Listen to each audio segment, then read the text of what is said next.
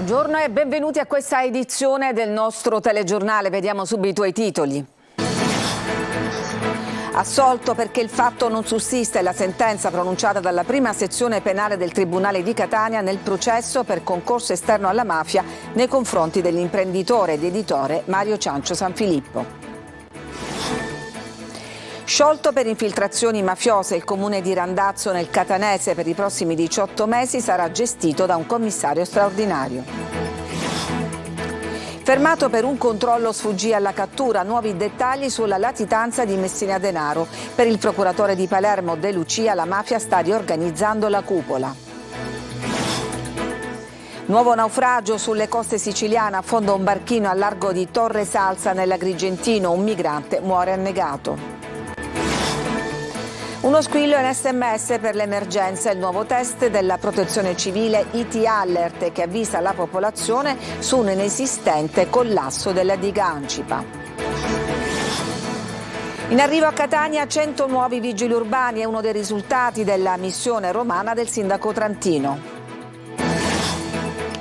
Nuovi cordoni per il Fercolo di Sant'Agata. L'anno scorso durante la salita dei Cappuccini uno si era spezzato e venne sostituito.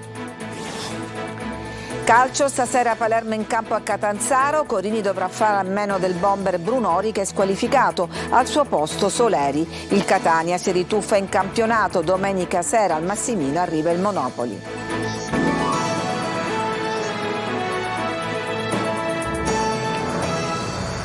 Assolto dall'accusa di concorso esterno alla mafia l'editore del quotidiano La Sicilia Mario Ciancio Sanfilippo. Sentiamo Tonino De Mana. In nome del popolo italiano, visto l'articolo 530, comma secondo, codice procedura penale, assolve Sanfilippo Mario del delitto scrittogli perché il fatto non sussiste. E la sentenza pronunciata poco prima delle 13 dalla prima sezione penale del Tribunale di Catania nel processo per concorso esterno alla mafia celebrato nei confronti dell'imprenditore ed editore Mario Ciancio Sanfilippo. La procura aveva chiesto la condanna a 12 anni e la confisca dei beni che gli erano stati dissequestrati. Il processo, iniziato nel 2017, verteva su presunti rapporti con esponenti di spicco di Cosa Nostra e Tenea, ipotesi sempre contestata dall'imprenditore e dai suoi legali. Sentiamoli. È un abbraccio che ho voluto scambiare con il collega e posso dire carissimo amico Francesco Colotti, con cui abbiamo condiviso questa avventura, un'avventura durata quasi 7 anni e in esito alla quale possiamo dire che la verità ha trionfato. Il Tribunale ha messo la parola fine a una brutta vicenda nella quale certamente una persona di grande spicco e di grande rilevanza a Catania è stata particolarmente coinvolta. È una delle sentenze più belle da un punto di vista professionale, la commozione è dovuta al risultato certamente, ma anche al pensiero che con questo dispositivo viene restituita dignità a Mario Ciancio Sanfilippo e questo è l'obiettivo più importante. Le redazioni e i tecnici di Telecolor e Antenna Sicilia accolgono con grande gioia e soddisfazione la notizia dell'assoluzione per l'editore della Sicilia Mario Ciancio. Felicitazioni a tutta la famiglia Ciancio a nome di tutti noi. Sciolto per infiltrazioni mafiose il comune di Randazzo nel Catanese. Sentiamo Adelaide Barbagallo. La notizia per alcuni è piombata come una doccia fredda, per altri costituisce la logica conseguenza dell'ispezione avviata lo scorso marzo per volontà del prefetto di Catania. Il comune di Randazzo è stato sciolto per mafia. La decisione del Consiglio dei Ministri. Il sindaco Francesco Sgroi affida a Facebook il suo sfogo. È un atto che infanga il buon nome e la reputazione di un comune, di una comunità che non è mafiosa. Attendo di conoscere in dettaglio le motivazioni. Tutto è nato dall'operazione Terra Bruciata dell'ottobre 2022 con 21 persone accusate di mafia ed estorsione, durante la quale sono emersi coinvolgimenti del sindaco Francesco Sgroi e del presidente del Consiglio Comunale Carmelo Scalisi, accusati per scambio politico mafioso. Accuse poi per entrambi archiviate per infondatezza della notizia di reato. Da qui, nei mesi scorsi, l'atteggiamento fiducioso del primo cittadino. Ma la Commissione ha esaminato atti, delibere, ascoltato dipendenti e amministratori. Un lavoro svolto con il massimo riservo e che ha accertato forme di ingerenza da parte della criminalità organizzata che compromettono il buon andamento e l'imparzialità dell'amministrazione locale, con grave pregiudizio dell'ordine e della sicurezza pubblica. Così il prefetto Maria Carmela Librizzi, su delega del ministro dell'Interno Piantedosi, ha firmato lo scioglimento dell'amministrazione comunale. A Randazzo arriveranno 3 commissari prefettizi che assumeranno temporaneamente le funzioni del Consiglio Comunale sciolto e della Giunta fino alla convocazione di nuove elezioni tra 18 mesi. Nel frattempo, le indagini delle forze dell'ordine e della magistratura proseguiranno, con l'obiettivo di fare piena luce su eventuali responsabilità penali. Emergono nuovi dettagli sulla latitanza di Messina Denaro, fermato, sfuggì alla cattura grazie alle tante carte di identità. Per il procuratore di Palermo De Lucia, intanto la mafia sta riorganizzando la cupola. Laura Spanò. Era sicuro Matteo Messina Denaro che rimanendo nel trapanese nessuno lo avrebbe mai tradito e quindi nessuno lo avrebbe mai trovato. La prova è il fatto che per 30 anni ha vissuto in modo spregiudicato la sua vita da latitante, beffandosi di quanti lo hanno cercato notte e giorno nel triangolo d'oro della provincia, quel Belice impoverito che è rimasto a fianco del boss. Ma non solo, viveva a Campobello da 4-5 anni e questo nonostante questo paese e la vicina Castelvetrano fossero oggetto di continui blitz delle forze dell'ordine. Ora si apprende che Messina Denaro fu fermato in un posto di blocco ma non fu riconosciuto. È stato attraverso una serie di controlli incrociati che è venuta fuori quest'ultima verità sulla latitanza del boss. Tra le carte sequestrate nel covo di Vicolo San Nicola a Campobello di Mazzara, gli investigatori che indagano alla ricerca dei fiancheggiatori che hanno favorito la latitanza del boss hanno rinvenuto numerose carte di identità false. Tra queste è spuntata fuori anche quella che 7 anni fa i carabinieri controllarono nel corso di un posto di blocco nel Trapanese. I militari in servizio non riconobbero però la loro latitante. Tutto sembrava in regola e Messina Denaro continuò ad essere una primola rossa. Ma non solo, in uno dei 1000 pizzini rinvenuti sempre in quella casa, lo stesso boss derideva le forze dell'ordine perché non avevano materiale sufficiente che lo potesse in qualche modo individuare. Su di lui infatti c'erano solo vecchie foto. Scardinare un muro così solido creato in 30 anni non sarà facile per quanti indagano. La mole di documenti in loro possesso e l'incrocio di questi con altre attività investigative però presto potrà dare i risultati sperati. L'altro fronte di indagine riguarda le famiglie mafiose della provincia. Morto Messina Denaro, non è escluso che già si siano o stiano organizzandosi per la creazione di una nuova cupola con un nuovo capo. Qui la mafia nel tempo ha sempre saputo rigenerarsi. Il 26 gennaio di 45 anni fa la mafia uccideva a Palermo il cronista del Giornale di Sicilia Mario Francese. Abbiamo sentito il figlio Giulio, giornalista anche lui, Giusy Lazzara. Giornalista appassionato e meticoloso, capace di svelare gli intrecci criminali che toccavano la Sicilia negli anni 70. Il 26 gennaio di 45 anni fa la mafia uccideva a Palermo il cronista giudiziario del Giornale di Sicilia Mario Francese. In questo anniversario il ricordo della sua figura è l'occasione per ribadire il ruolo della libera informazione nella ricerca della verità e della giustizia per una società che abbia al centro i valori della libertà. Per il suo omicidio sono stati condannati Rina, Bagarella e Provenzano. La cerimonia di oggi si è tenuta in Viale Campania, dove scattò l'agguato di Cosa Nostra. Ad organizzarla è stata l'Associazione Siciliana della Stampa e Giulio Francese, anche lui giornalista, che ha ricordato l'impegno professionale e civile del padre.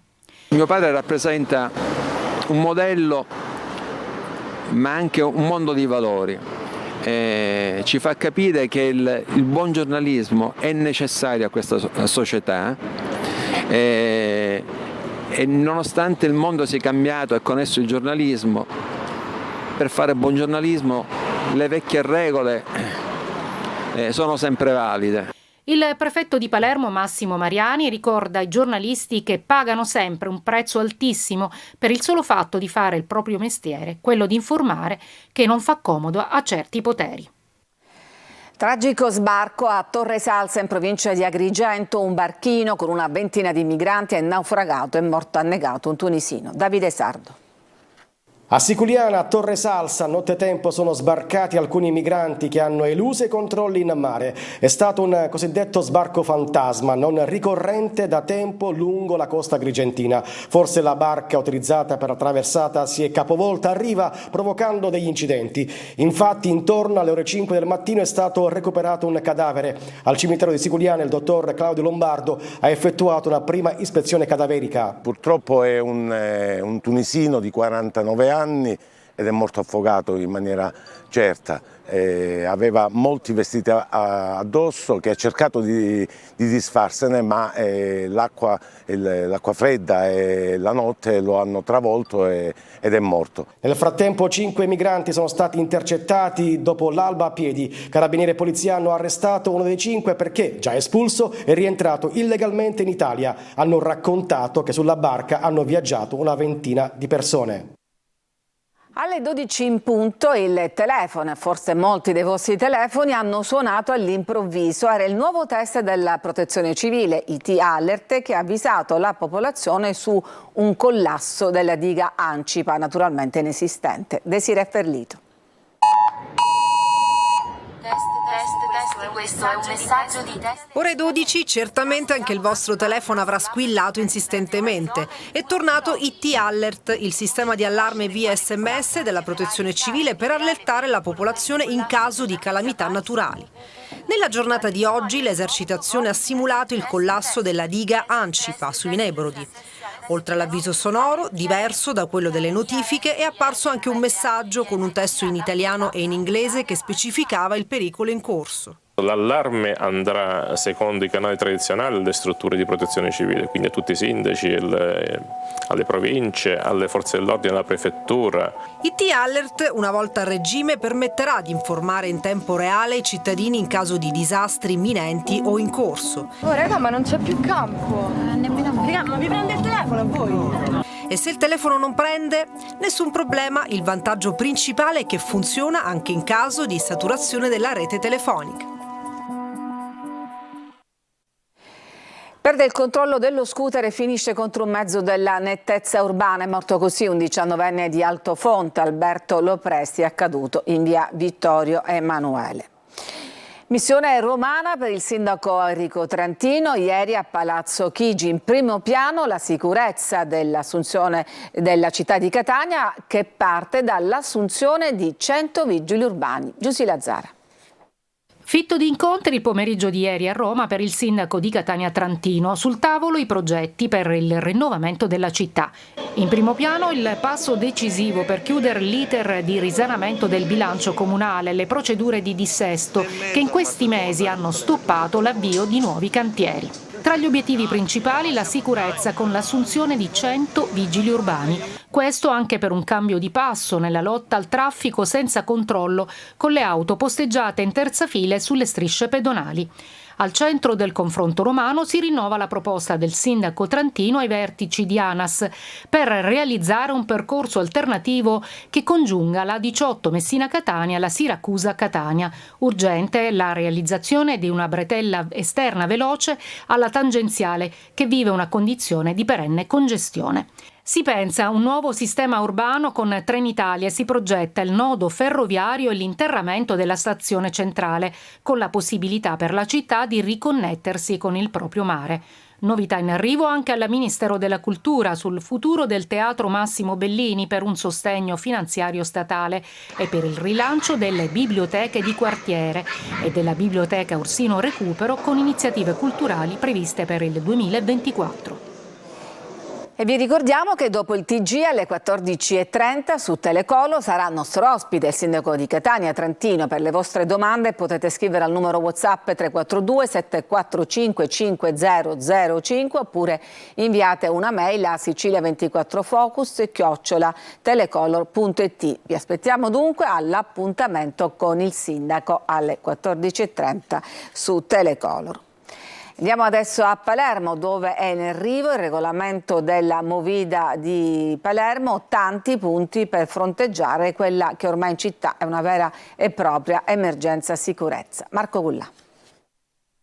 Questione, ormai di giorni il regolamento della movida palermitana potrebbe essere approvato. Un altro passo importante è stato fatto con il Comitato per l'Ordine e la Sicurezza che in prefettura ha esaminato punto per punto il regolamento proposto dall'amministrazione comunale di Palermo. Secondo un metodo che abbiamo voluto sposare ed affermare, che è quello della richiesta di un contributo corale delle categorie, degli esercenti, ma anche ovviamente di quelle istituzioni che sono chiamate sul territorio al controllo e alla vigilanza e che quindi a nostro avviso devono poter portare il proprio contributo di idee, di posizioni che tocca alla politica evidentemente valutare sul piano della operatività e del trasferimento in atti regolamentari. Tra i punti fondamentali del regolamento della movida, la vendita online dei biglietti d'ingresso alle discoteche per consentire il tracciamento dei clienti ai metal detector, la collocazione inoltre di un maggior numero di telecamere non solo nei locali con licenza di pubblico spettacolo ma anche nei pub e negli esercizi di somministrazione con intrattenimento. Oggi inoltre l'associazione che domenica scorsa ha raccolto oltre 500 firme per chiedere maggiore sicurezza in città le consegnerà al sindaco La Galla dopo la mediazione dell'arcivescovo Corrado Lorefice. Ma la movida legata anche ad alcol e droghe è proprio sull'emergenza crack in città. Questa mattina è stato inaugurato in via La Loggia il primo centro di pronta accoglienza per tossicodipendenti. Ci fermiamo, c'è una pausa per la pubblicità, torniamo subito dopo.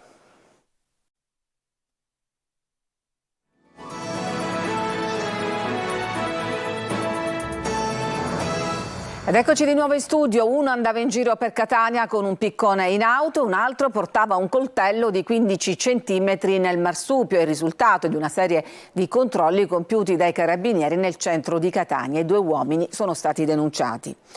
Nuovi cordoni per il Fercolo di Sant'Agata sono ancora imballati, verranno posizionati il 4 febbraio per l'uscita. L'anno scorso, proprio all'inizio della salita dei Cappuccini, uno dei cordoni si era spezzato. Eva Spampinato. Eccoli i nuovi cordoni del Fercolo di Sant'Agata, sono ancora imballati e pronti per essere inseriti in questi ganci, uno rosso e uno verde. Diventeranno il motore umano che muove il Fercolo, alimentato dalla passione dei devoti. L'anno scorso il cordone sinistro si spezzò all'inizio della salita dei Cappuccini, un evento mai accaduto prima nella storia della festa, ma che per fortuna non provocò alcun ferito. Il comitato della festa di Sant'Agata ha acquistato i cordoni nuovi, visto che quelli vecchi che erano stati comprati nel 2003, oramai, visto la rottura, erano arrivati al punto massimo di rottura, perciò andavano sostituiti. Quindi hanno acquistato i nuovi cordoni e quelli sono stati ripiombati, risistemati e li teniamo di riserva. I cordoni, considerati sacri dai devoti, sono composti da un intreccio di canapa dal diametro di circa 5 cm. Sono lunghi 120 metri il destro e 125 metri il sinistro, con a capo le cosiddette maniglie. Adesso provvederemo alla piombatura affinché il cordone sia pronto per poter andare in processione e tirare il Fercolo di Sant'Agata. Dopodiché il 4 mattina, come da tradizione, apriremo Casavara, usciranno i cordoni per primi e poi si procederà con l'uscita del Fercolo. Questa mattina Claudio Consoli, che da 10 anni riveste il ruolo di maestro del Fercolo, era intento a lucidare il tempietto costruito interamente in argento agli inizi del Cinquecento, mentre la manutenzione ordinaria del Fercolo prosegue già da giorni, sotto lo sguardo di turisti e catanesi che si fermano ad osservare davanti Casavara. I cordoni, lo sappiamo, sono benedetti, ma quindi verranno benedetti il giorno 4 nel momento in cui in cui si attaccherà al Fercolo, già automaticamente saranno benedetti. A Messina è in azione da settimane un uomo che, armato di una mazza, distrugge le vetrine dei negozi. Sentiamo Francesco Triolo.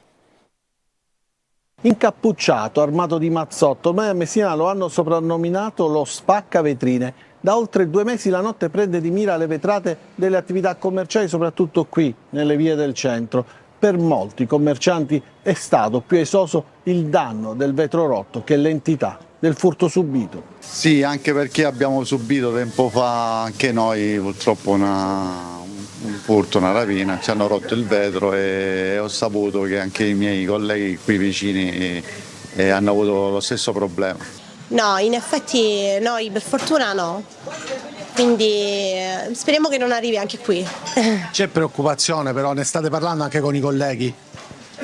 No, ho saputo di vari locali che comunque hanno subito questo, però non è stato identificato, spero che lo trovino in modo che non possa succedere più. Avete sentito dello spacca vetrine? Sì, l'abbiamo sentito. Preoccupazione, paura? Un po' sì, c'è un po' di paura.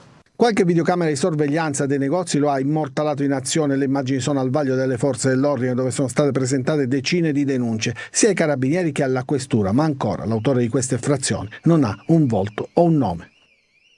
La scadenza della tassa automobilistica da pagare in Sicilia entro il 31 gennaio sarà prorogata al prossimo 29 febbraio, lo ha dichiarato l'assessore regionale all'economia Marco Falcone, ricordando che le riduzioni del 10% sul bollo per la domiciliazione bancaria e del 10% per chi è in regola con i pagamenti richiedono degli adeguamenti gestionali. Ci fermiamo, adesso c'è un'altra pausa per la pubblicità e poi la pagina sportiva.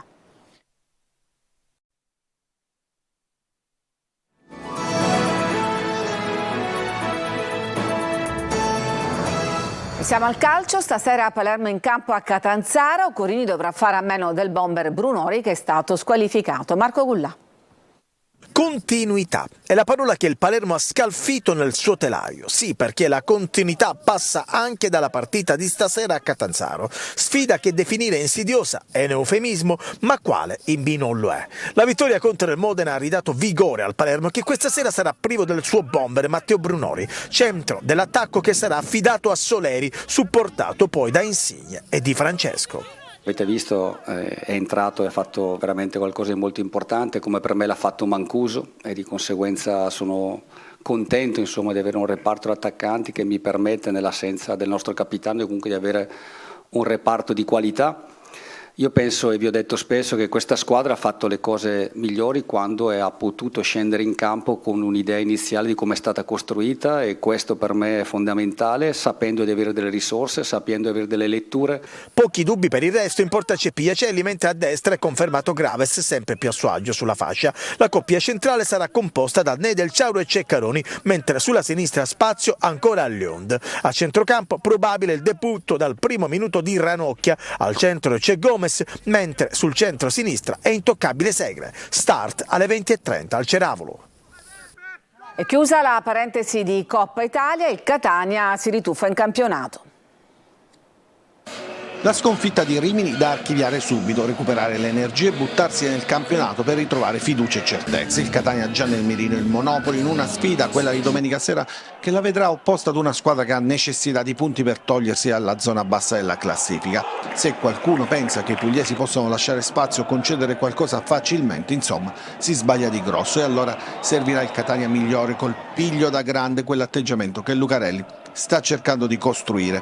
Peraltro è diventato il nuovo centro del gioco, a prescindere da chi lo sostiene da dietro. Zanellato, Quaini piuttosto che Welbeck. L'ex livornese e Chiricò, uno degli oggetti del desiderio di tante società, possono rappresentare iniezioni di fantasia, e si è visto anche in Coppa. Il mercato ancora può cambiare assetti, ma non di molto. Il Catania ha chiuso per Peio De Benevento, ma prima deve far uscire qualcuno, come l'esterno offensivo Marsura, i centrocampisti Ladinetti e Rizzo, il difensore Mazzotta, il jolly di centrocampo Rocca, che però ha detto no al Benevento, oltre a Bocic. Ecco, su Bocic si sta costruendo l'operazione di mercato per portare Artistico in rosso-azzurro. L'offerta del Catania è Bocic più soldi, ma la Virtus chiede una cifra vicina al €1.000.000, oltre Bocic, e la possibilità di tenere Artistico sino alla fine della stagione. Si sta lavorando. Le attenzioni inoltre sono rivolte verso Kevin Averi, 21enne, albanese dell'Ascoli, il cui cartellino è di proprietà del Torino. Ed è tutto per questa edizione, vi lascio adesso all'appuntamento con il sindaco di Catania Enrico Trantino. Grazie per averci seguito, a tutti una buona giornata.